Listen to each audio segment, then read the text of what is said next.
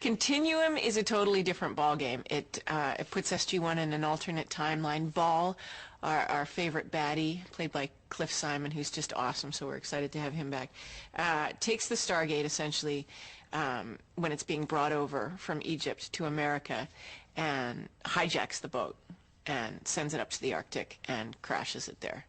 And we end up coming through the Stargate in the Arctic in this boat, and we're thrown into an alternate timeline where SG-1 doesn't exist, the Stargate program doesn't exist, and we're in a race to try to convince the world that that we need to go back, that we need to get the Stargate operational and go back and change the timeline.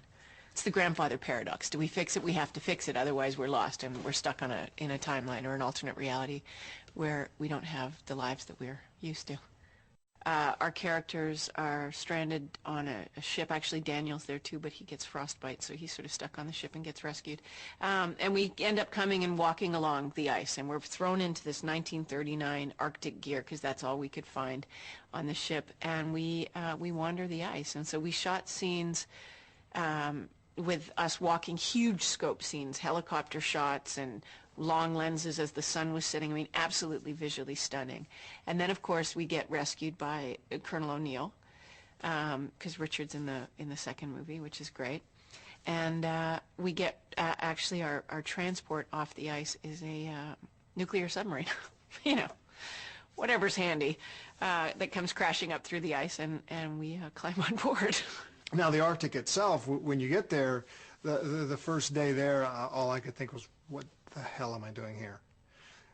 When you step outside, the ambient temperature was 35 below, with wind chill as much as 55 below.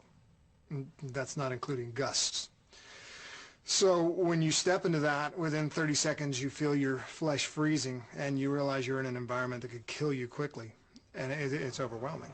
After a few days on the ice, you settle into it, and after a week, I didn't want to leave. We were completely isolated. You're completely dependent upon the people you're around. Our lives were in each other's hands, and it was the most remarkable place I've ever been. When you get cold in the Arctic, once you get cold, you're in deep trouble. You know, you don't want to get behind the weather.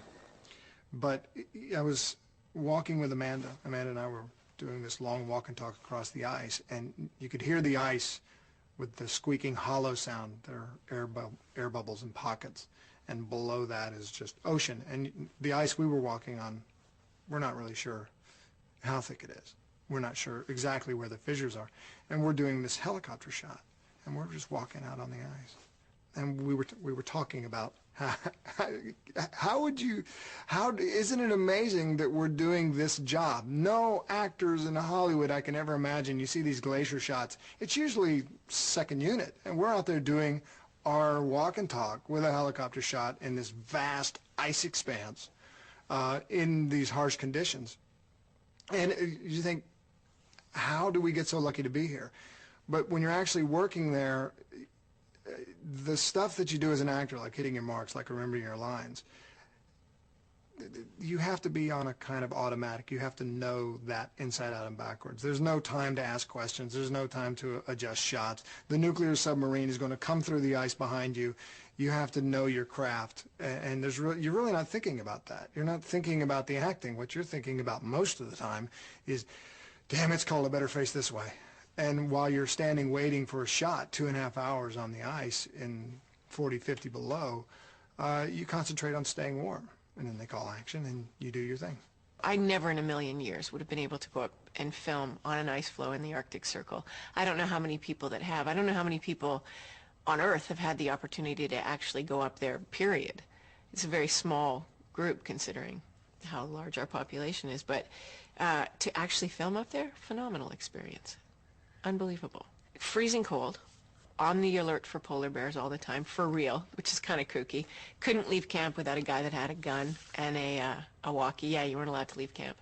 And, you know, our safety meetings revolved around things like looking out for frostbite on each other. You had frostbite buddies. And making sure that if the submarine was coming up through the ice and you felt it move, you knew which direction to run. And being on the lookout for polar bears. Those were our safety meetings before each scene, which I just thought was hilarious. Kinda.